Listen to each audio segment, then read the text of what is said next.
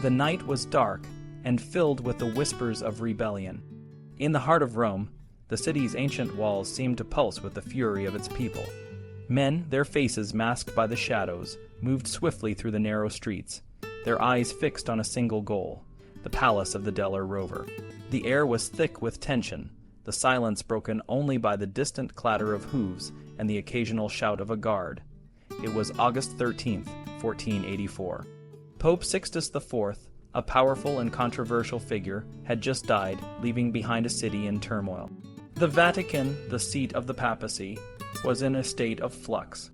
The College of Cardinals, the body responsible for electing the next pope, had gathered, but the real action was happening on the streets. The people of Rome, fueled by rumors and the promise of plunder, were on the move. As the news of Sixtus IV's death spread, the city erupted. Young men, armed with whatever weapons they could find, stormed the Deller rover palace. They were driven by a mix of anger, greed, and a deep-seated belief that the pontiff's goods now belonged to the people. The palace, once a symbol of power and wealth, was quickly reduced to a shell. Valuable goods, livestock, and even personal belongings of the pontiff's family were taken, leaving only the bare walls standing. The chaos didn't stop there. The violence quickly spread to other parts of the city. The Colonna palaces, long rivals of the Deller rover, were also attacked. The vice-chancellor, Rodrigo Borgia, fearing for his safety, fortified his home with troops and built defensive bastions. The city's bridges and gates were closed, and the streets were empty, with few daring to venture out for fear of their lives. The pillaging wasn't just about taking material goods. It was a symbolic act of defiance. The people were reclaiming what they believed was theirs, and in doing so, they were challenging the very authority of the church. The act of pillaging had a long history in Rome, dating back to the 9th century, and it was seen as a right of the people. But this time, the scale of the violence was unprecedented. As the city burned, the cardinals, who should have been focused on electing the next pope, were forced to take refuge. The funeral of Sixtus IV, a grand and solemn event, was sparsely attended. Even the pontiff's own family, the Deller rover, stayed away, fearing for their safety. The city, once a center of religious and political power, was now a battleground. But the chaos of the Sede Vacante wasn't just about violence and looting.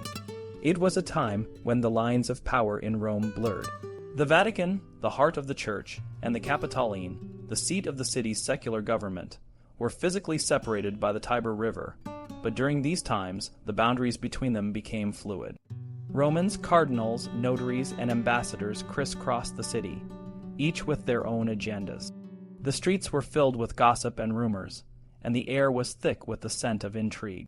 The Sede Vacante was a time when the city's spatial politics were in flux. The power dynamics that usually kept the city in check were disrupted, and the people, for a brief moment, held the upper hand. The very fabric of the city, with its ancient buildings and narrow streets, became a stage for the drama that was unfolding. As the days passed, the city slowly began to calm. The cardinals, under pressure to restore order, moved quickly to elect a new pope. But the memory of the chaos would linger, a reminder of the power of the people and the fragility of the city's institutions. The Sede Vacante was not just a period of transition. It was a time when the city's hidden tensions came to the surface, and the balance of power was tested. In the heart of Rome, the ancient and the modern, the sacred and the profane, the powerful and the powerless, all collided in a dance of destruction and renewal. In the heart of Italy during the Renaissance, Rome was a city of power, where the church and noble families controlled much of what happened. The Pope, who was the leader of the Catholic Church, had a lot of authority, but he wasn't the only one with power. Noble families like the Colonna and the Orsini had their own strongholds and could influence who got to be in charge of important positions. The baronial families like the Colonna and the Orsini had a lot of control over the land around Rome, known as the Contado. They could decide who could travel or trade in and out of the city, and they often imposed tolls on travelers and merchants. This made them very wealthy and powerful. Sometimes, they even resorted to stealing from travelers to get more money. In 1476, Pope Sixtus IV had a big fight with the Colonna family over some land. The Pope wanted to allow new farmers to work on the land, but the Colonna family didn't like this idea because they controlled the land. Sixtus IV ended up favoring the Orsini family, giving them important positions and land. For example, he made Latino Orsini the Camerlengo, a very important church official, and his nephew, Girolamo Ririo, became close friends with Virginio Orsini, who was a powerful leader in Bracciano. When Pope Alexander VI became the leader of the church in 1492, he wanted to make his own family, the Borgia, more powerful. He took away land and positions from the Orsini family and gave them to the Borgia. This made the Orsini very angry, but Alexander VI was clever and played the different noble families against each other to keep control. For example, in 1497, he encouraged the Colonna family to attack the Orsini, and then in 1501, he asked Paolo Orsini to help calm down tensions in Umbria. Pope Clement VII, who became the leader in 1523, was from the Medici family, a powerful group from Florence. The Roman noble families were upset because they hadn't had a Roman pope for a long time. Clement VII surrounded himself with loyal Florentines, like his cousin Ippolito de' Medici, who was made a cardinal and the Archbishop of Avignon. This made the Roman families even more angry, because they felt they were being ignored. Sometimes the people of Rome themselves tried to challenge the Pope's authority. One famous example was Stefano Porcari, who in 1447 tried to start a rebellion against Pope Nicholas V. Porcari believed that the Romans should be free and not ruled by the Pope. He gave speeches to large crowds, but his plans were discovered, and he was arrested and executed. Another group that caused trouble was the Roman Academy, a group of scholars who loved ancient Roman culture. In 1468, some of these scholars, including Bartolomeo Platina, were dismissed from their jobs by Pope Paul II. They were so angry that they plotted to assassinate the Pope during Carnival, a time of celebration before Lent. Their plan was to cause a distraction and then attack the Pope. However, their plot was revealed, and they were arrested and punished. These conflicts between the Pope, the noble families, and the people of Rome were a constant part of life in Renaissance Rome. The Pope often had to deal with attempts to overthrow him, and the noble families were always trying to gain more power. The people of Rome, especially the scholars and humanists, sometimes rebelled because they felt the Pope was too focused on secular matters and not on spiritual leadership. Despite the Pope's efforts to control the city, the people of Rome continued to find ways to express their dissatisfaction. For example, when a pope died and there was no leader, a time called sede vacante, the people often rebelled and even destroyed statues of unpopular popes. This was a way for them to release their frustration and show their disapproval. Rome's history is filled with these periods of conflict and rebellion. The city's rich culture and diverse population meant that there were always different groups with different interests. The Pope, the noble families, and the people all had their own ideas about how the city should be run, and this led to many clashes. Even as the city grew and became more important, these conflicts continued to shape its identity. The tensions and struggles were a part of what made Rome the vibrant and complex city it was during the Renaissance. In 1443, Marquis Leonello d'Este Ferrara made a significant statement. He said that a ruler must care for his city not just in human terms, but also in spiritual ones, emphasizing that temporal and spiritual matters were inseparable in his heart. This idea shows how intertwined the roles of church and state were in medieval Ferrara. The Este family, who ruled Ferrara, often found themselves navigating complex relationships between their political power and their religious duties. During the 15th century, under the rule of Duke Hercules I d'Este, these relationships became even more complicated. The Este family had to balance their loyalty to the church and the Pope with their loyalty to their own rule and the well-being of their city. This chapter explores some of the conflicts that arose during this time, showing how the lines between religious and political loyalty were often blurred. One significant conflict was between the Este family and the Holy See, the central governing body of the Catholic Church. The Pope, as the head of the Church, sometimes had different interests than the Este rulers. For example, the Pope might want to exert more control over Ferrara, while the Este family wanted to maintain their independence. This tension could lead to disputes over issues like taxation, jurisdiction, and the appointment of church officials. Another layer of conflict involved the local clergy in Ferrara. The Este family and the local bishops or priests sometimes had different views on how to manage religious matters in the city. For instance, the Este rulers might support certain religious practices or institutions that the local clergy opposed, or vice versa. These disagreements could create tension within the community and affect the loyalty of Ferrara's citizens. The relationship between the Este family and their subjects was also complex. Some people in Ferrara felt a stronger connection to the church than to their rulers. For example, if the Pope issued a decree that contradicted the policies of the Este family, some citizens might choose to follow the Pope's orders rather than those of their duke. This could lead to unrest and even rebellion. The Holy See itself also had to deal with the people of Ferrara. The Pope might try to enforce his authority directly, which could lead to conflicts with the local population. For example, if the Pope imposed taxes or demanded obedience to certain religious practices, some citizens might resist, feeling that their loyalty to the Duke was more important. Finally, there were conflicts within the local clergy. Different priests and bishops might have competing interests or interpretations of religious teachings. These internal disagreements could spill over into the broader community, affecting how people viewed their loyalty to the church and to their rulers. One specific example of these dynamics occurred during the reign of Duke Hercules I.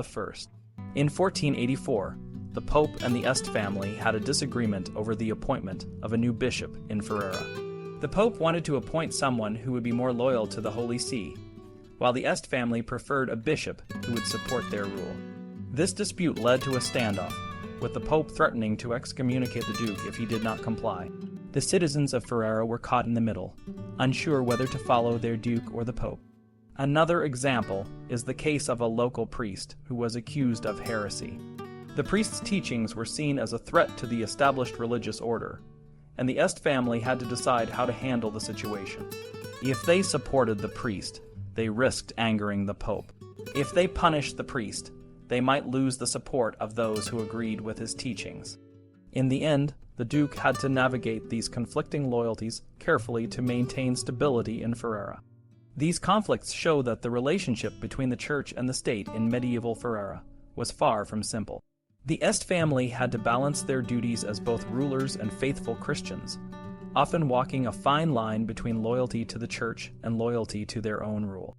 The citizens of Ferrara, too, had to decide where their allegiances lay, and the local clergy had to navigate their own internal disagreements. These dynamics highlight the complexity of medieval political and religious life, where the boundaries between the sacred and the secular were often blurred. In the early 1300s, the Este family began to rule Ferrara. They were chosen by the people, but they also had to work hard to keep their power. One of their biggest rivals was the Torelli family. To gain more control, the Estes formed alliances with powerful families and the church. They knew that having the support of the church was crucial for their rule. The Este family's strategy was to get land and tithes, a portion of income paid to the church from their enemies and the church, and then redistribute them to their supporters. This helped them build a strong base of loyal followers. The Holy See, or the Vatican, realized that giving the Estes the position of vicars governors was the best way to maintain control over Ferrara. So, from 1327 to 1598, the Estes ruled Ferrara with the Pope's blessing. One of the biggest challenges for the Estes was that the boundaries of their state didn't always match the boundaries of the church's dioceses. This meant that some of the land they controlled was under the jurisdiction of other bishops, which sometimes led to conflict. These conflicts could be about money, politics, or even personal grudges. In 1391, Alberto d'Este, the Lord of Ferrara, went to Rome for a special event called a Jubilee. He was welcomed with great honor by Pope Boniface IX, who granted him many privileges. One of the most important was a document called a bull, which allowed the Estes to keep the land they had taken from the church. This was a significant victory for the Estes, because it meant they had the Pope's support. The relationship between the Estes and the church was not always smooth. In 1476, Niccolo, a member of the Este family, tried to take control of Ferrara from his uncle, Duke Hercules. He failed and was executed. Even though he had betrayed his family, he was still given a grand funeral because of his status. This event led to a conflict with the church, when a priest who helped Niccolo was degraded and hanged. The duke was later excommunicated for the way the priest was treated. The Ests also used the church to their advantage by placing family members in key positions. For example, some of the illegitimate sons of Niccolo III d'Este were made abbots of important monasteries. This allowed the Ests to control the monastery's wealth and influence. Sometimes, conflicts with the church were about financial matters. In 1469, Pietro Lardi, who worked for Duke Borso, was excommunicated because he tried to collect taxes from the church. His funeral was a simple affair, without the usual honors, which caused a lot of anger among the people of Ferrara. The Ests' relationship with the church was a complex one. While they needed the church's support to maintain their power, they also had to be careful not to push the church too far. This delicate balance was necessary for the Ests to rule Ferrara for so many years. Duke Hercules of Ferrara, a powerful and complex figure, faced many challenges during his rule. One of the most significant was his conflict with the church. In 1494, when the Bishop of Ferrara died, Pope Alexander VI appointed his nephew, Giovanni Borgia, to the position. Duke Hercules, however, did not want to give up control of the bishopric. He had his own plans for his son, Ippolito, who was the Archbishop of Esztergom in Hungary. The situation there was becoming unstable, and Hercules wanted to bring Ippolito back to Ferrara for safety. For 2 years, Hercules kept all the bishopric's income for himself. This angered the Pope, who in 1496 placed an interdict on the main churches of Ferrara. After 10 months, Hercules gave in, and Giovanni Borgia took possession of the bishopric. The Pope then lifted the interdict, and Ippolito soon obtained the rich bishopric of Milan. The Este family's relationship with the church was often complicated. One incident in 1475 shows how personal matters could mix with religious duties. Duke Hercules himself beat one of his drummers for touching a married woman's hand in the cathedral. This act, while occurring in a church, was seen as a matter of the Duke's personal authority since the drummer was his employee. Family ties also played a role in these conflicts. In 1479, Falco d'Este, the son of Hercules' illegitimate brother, got into trouble during a university election. He ripped the banner awarded to the winner, a servant of his uncle Rinaldo d'Este. The Duchess, Hercules' wife, had Falco imprisoned for his actions and the disrespectful words he spoke against her. Even within the family, respect for authority was not always guaranteed. In 1489, Rinaldo d'Este, another of the Duke's illegitimate brothers, caused a scandal by inviting his nephew's girlfriend to a wedding party and then entertaining her elsewhere. This act was seen as a grave insult to his nephew, Niccolo Maria d'Este, the Bishop of Adria. These conflicts were not just family matters, they had political implications. The Este family had many illegitimate children, and each could potentially claim the dukedom, leading to serious dynastic struggles. In 1481, the Republic of Venice used a conflict involving the church to justify a war against Ferrara. A Venetian official arrested a Ferrara cleric, and when the bishop's vicar tried to intervene, the official beat the messenger and was excommunicated. This gave Venice the pretext it needed to start a war. The immunity churches provided to criminals also caused problems. In 1476, a forger sought refuge in a Franciscan monastery. Duke Hercules asked the papal legate to help him capture the criminal, but the friars protected him. In 1489, the Duchess herself tried to arrest a servant of her brother-in-law, Rinaldo d'Este, who was hiding in the cathedral. The clergy defended him, showing that even the Duchess's authority could be challenged. Despite these conflicts, Duke Hercules was deeply involved in religious matters. He gave alms to churches and monasteries, and often intervened in ecclesiastical issues. In 1476, he asked the rector of Modena to tell a Franciscan friar to preach more gently about the Jews, arguing that if the church tolerated them, there was no reason to attack them. He also investigated a case where a chaplain was excommunicated, suspecting that one of his subjects had falsely accused the chaplain to get his job. Hercules was also a patron of the church. He built a court chapel and had a miraculous image of the Virgin Mary brought there. He heard Mass daily, and during Easter, served a meal to over 100 poor people and washed their feet.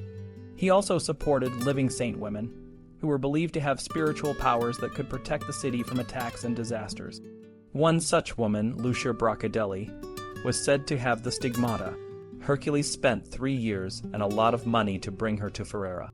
He even had to bribe the podesta of Viterbo to get her out of the city. This shows that Hercules' religious actions were not just about piety, but also about enhancing his public image and the city's spiritual prestige. In the end, Duke Hercules' rule was marked by a delicate balance between his authority and the church's influence. He faced many challenges, but his actions show a ruler who was deeply involved in both the spiritual and political life of his domain. His legacy is a complex mix of conflict, piety, and strategic patronage, reflecting the turbulent and transformative period of the late 15th century.